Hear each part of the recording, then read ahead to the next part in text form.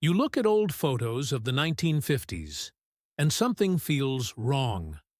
You see a father working one ordinary job at a factory, yet somehow he owns a house, a car, supports 3 kids, and has savings left over. Today, you have 2 degrees. You and your partner both work 50 hours a week, and you are still one emergency away from financial ruin. You are not going crazy, and you are not bad with money. The game was rigged against you by a silent mechanism that was turned on decades ago, designed to slowly drain your life force into their bank accounts. The concept of the middle class was never just about having a white picket fence. It was about mathematical security. For a brief period in history, the value of your labor was actually linked to the prosperity of the nation. If the company did well, you did well. This created a social contract where hard work guaranteed a comfortable existence. But looking back, that era was an anomaly, not the rule. We are now reverting to the historical norm where a tiny elite owns everything, and the rest of us simply rent our existence from them. The terrifying part is that most people still believe the old rules apply. They think if they just skip the morning coffee and work harder, they will catch up. They won't. The ladder has been pulled up, and the people at the top are looking down, wondering why you are still trying to climb a rope that they cut years ago. The exact moment the American dream died can be traced back to 1971. This is the year everything changed, widely known as the Nixon shock, when the United States ended the convertibility of the dollar into gold. Before this, money was anchored to something physical, something real. Governments couldn't just conjure wealth out of thin air because they were limited by the amount of gold in the vault. Once that anchor was cut, money became fiat, currency backed by nothing but faith and government promises. This sounds like a boring economic detail, but it is actually the weapon that killed your future. It allowed the government and central banks to print infinite amounts of money, which sounds great in theory, until you realize that every new dollar printed dilutes the value of the dollars you worked so hard to save. If you look at a graph of productivity versus wages, you will see something that looks like the jaws of a snake opening wide. From 1948 until 1971, productivity and hourly compensation grew together in perfect lockstep. If you produced more, you got paid more. But right after 1971, the lines split. Productivity continued to skyrocket. We became more efficient, used better technology, and worked faster than ever before. But wages flatlined. The gap between that rising productivity and your stagnant wage is the theft of the century. That money didn't just disappear into a black hole. It was siphoned off to the top 1% and corporate profits. You are literally working twice as hard as your grandfather for half the purchasing power. And the system is designed to keep you too tired to notice.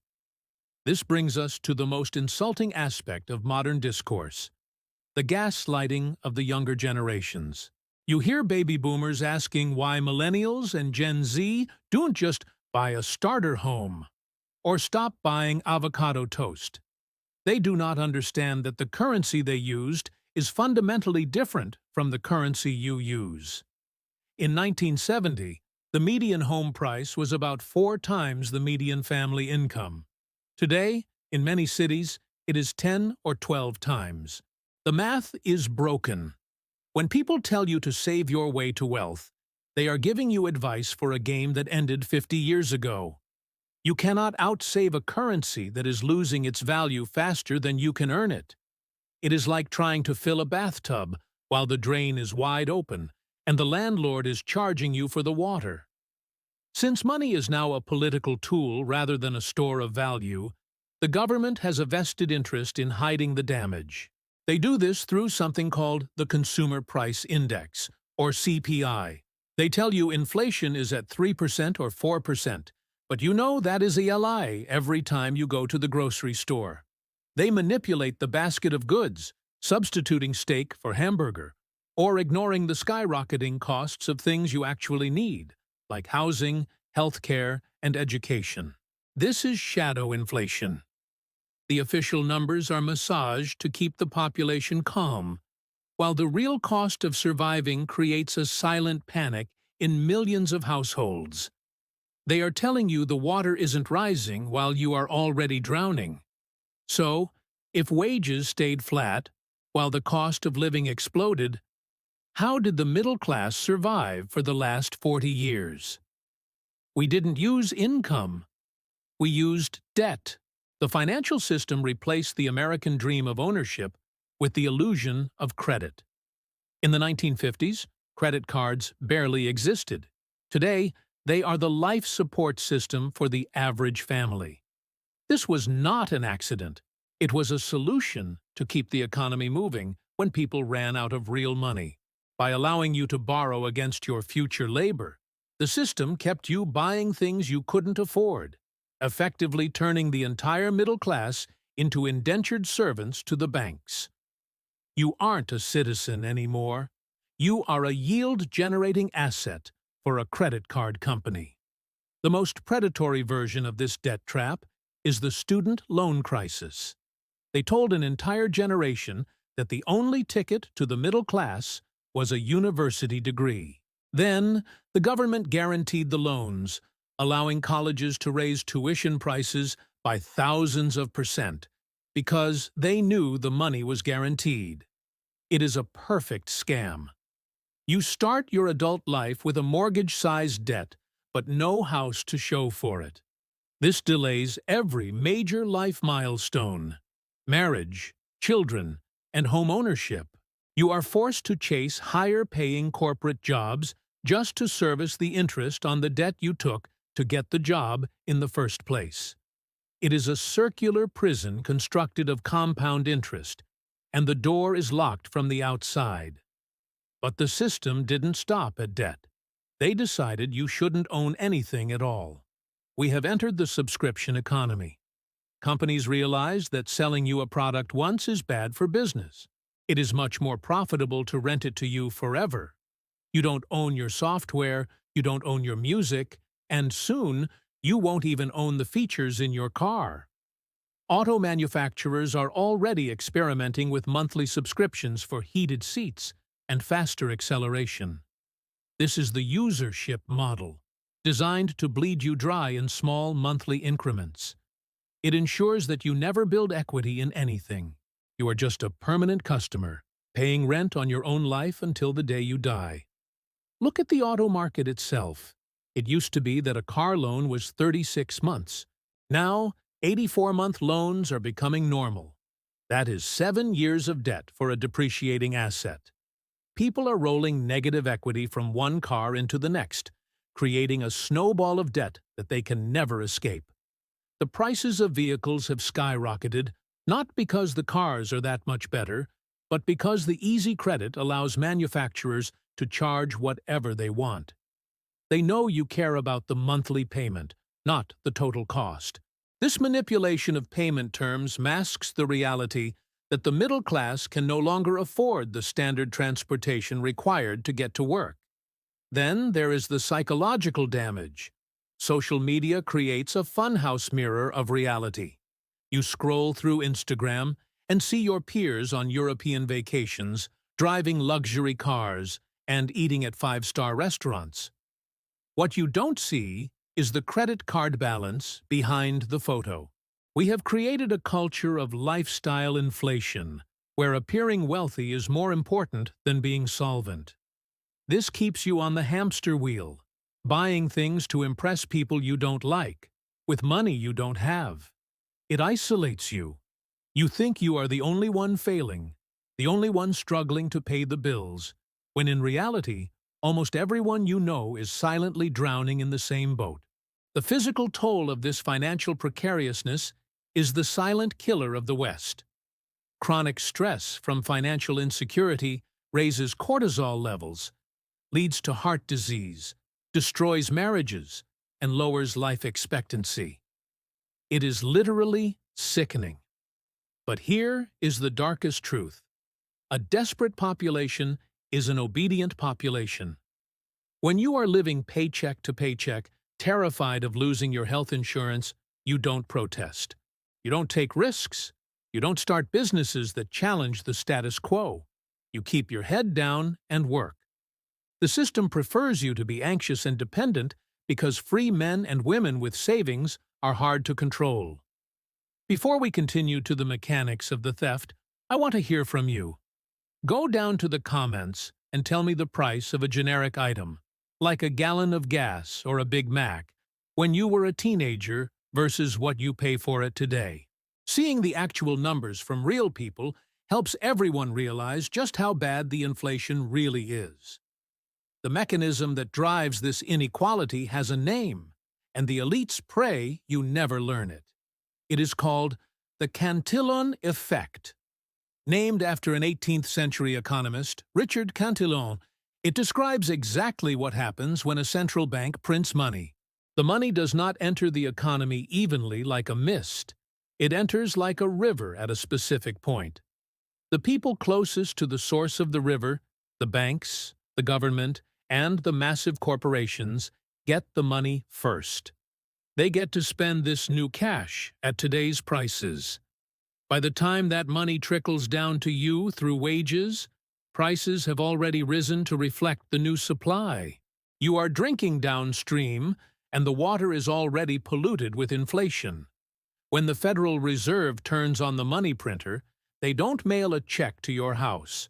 They buy bonds from major financial institutions.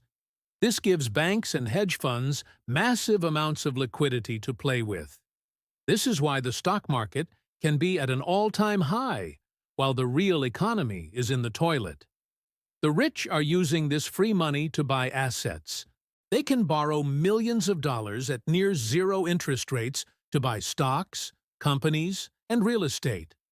Meanwhile, if you want to borrow money to start a small business or buy a home, you are hit with rates of 7, 8, or 9%. The system effectively gives free money to the wealthy and charges the poor for the privilege of using currency. This causes massive asset inflation. Because the wealthy have first access to the money, they buy up the finite assets before the prices adjust. They buy the stocks, the gold, and the land. As the new money floods the system, the price of these assets skyrockets. If you own assets, you get richer. If you work for wages, you get poorer. It is a transfer of wealth from the productive working class to the asset-owning rentier class. You are running a race where the finish line is being moved forward by the money printer every single day. No matter how fast you run, you cannot catch up to the speed of their liquidity injection. We have all heard the lie of trickle-down economics. They tell us that if we give money to the job creators, it will eventually find its way to the workers. But history shows this is mathematically false. The money stays in the financial ecosystem. It is used for stock buybacks, executive bonuses, and speculative gambling. It does not go into building new factories or raising wages unless absolutely necessary. By the time a fraction of that printed money finally reaches your paycheck, the cost of bread, milk, and rent has already doubled.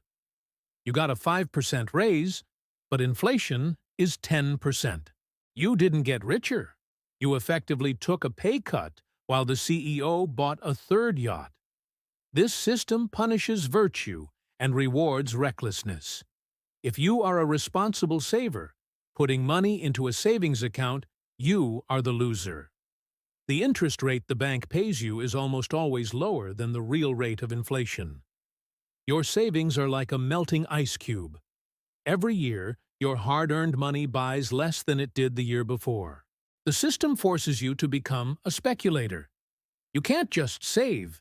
You have to gamble in the stock market just to preserve your wealth.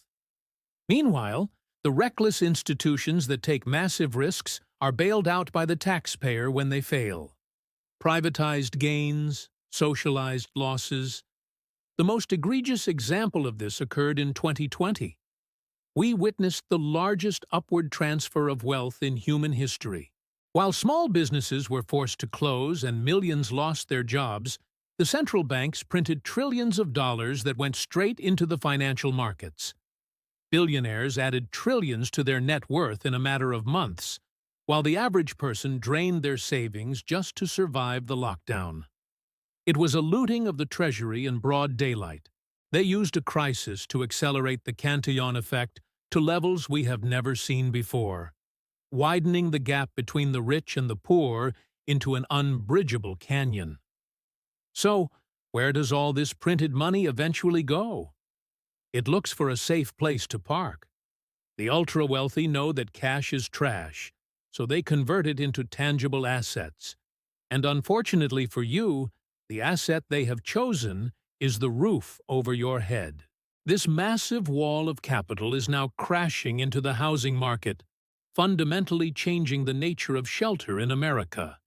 It is no longer about communities or families. It is about yield, returns, and balance sheets. The final nail in the coffin for the middle class is the feudalization of housing. For decades, a home was the primary savings vehicle for the average family. It was how you built intergenerational wealth. But now, housing has been financialized. It has been turned into an investment vehicle for global capital. We are seeing the rise of the rentership society. The goal of the elites is simple. You will own nothing, and you will be happy. But in reality, you will own nothing, and you will pay them every month for the privilege of having a place to sleep. They are turning the American dream into a monthly subscription service.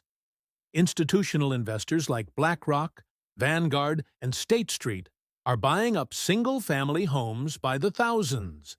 They enter neighborhoods with all-cash offers, outbidding regular families who need mortgages. They are not buying these houses to flip them. They are buying them to rent them back to you forever. They are effectively cornering the market on shelter. Imagine trying to negotiate rent prices when your landlord is a trillion-dollar hedge fund that owns half the street. They have the power to set the price, and you have no choice but to pay or live on the street. This is a return to feudalism, where the lords own the land and the serfs work the fields just to pay for their shack. Then you have the disruption of short-term rentals like Airbnb. While originally a way for people to make extra cash, it has morphed into a plague that removes long-term housing supply from the market. Investors buy up starter homes in affordable neighborhoods and turn them into unregulated hotels. This reduces the supply of homes available for actual families, driving up prices even further. A house that should shelter a young couple starting their life is now a party house for tourists, generating cash flow for an investor who lives 3 states away. The utility of the house has shifted from shelter to speculation. The barrier to entry for home ownership is now so high it is practically insurmountable for the working class. The down payment required to buy a median-priced home is outpacing the ability of the average worker to save. It is a moving goalpost. You save for 2 years, but by the time you have the money, the house price has gone up another 20%. This traps people in the rental cycle, where they pay off someone else's mortgage instead of their own. It is a mathematical trap designed to keep you poor. You are paying for the house. You just don't get to keep the deed. NIMBYism, or not in my backyard, exacerbates this scarcity. Existing homeowners and local governments often block new construction to keep their own property values high. They wrap new developments in so much red tape and regulation that it becomes impossible to build affordable housing. This artificial scarcity plays right into the hands of the large institutional owners. The less housing there is, the more they can charge for the housing they already own. It creates a generational war where the older generation pulls up the ladder, refusing to allow the construction that would let their children live in the same town.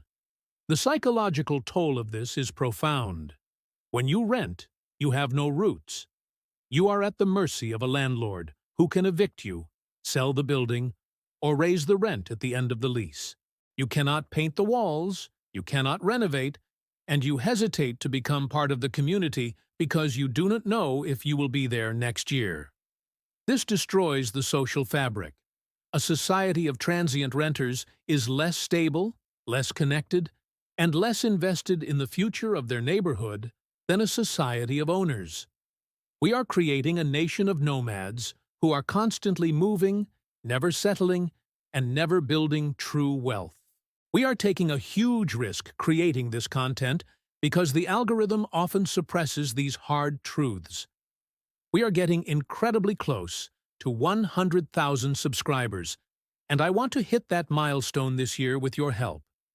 If you value this level of research and want to support the channel, please click subscribe right now. It sends a message that you want the truth.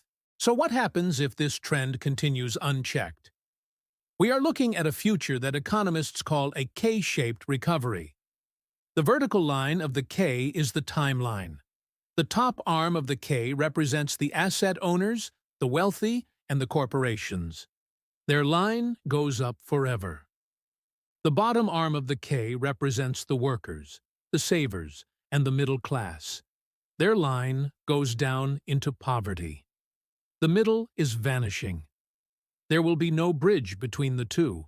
You will either be on the side that owns the robots and the real estate, or you will be on the side that competes with the robots to pay the rent. We are witnessing the Brazilianization of the West.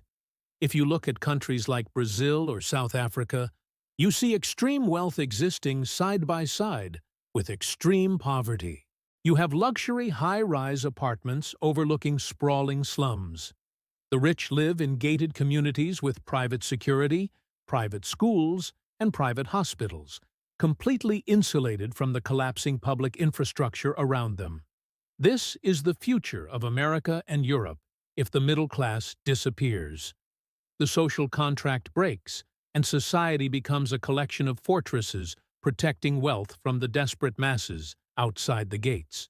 Automation and artificial intelligence are the next wave that will crash into this fragile system.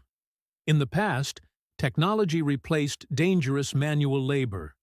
Now, AI is coming for the white-collar jobs, the accountants, the coders, the copywriters, the middle managers. These were the safe jobs, the backbone of the upper middle class. When an algorithm can do your job for pennies on the dollar, the value of your labor drops to zero. Without labor income and without assets, millions of highly educated people will fall from the middle class into the precariat class overnight. Governments are already discussing universal basic income, or UBI, as a solution. But you must ask yourself, is UBI a safety net, or is it hush money?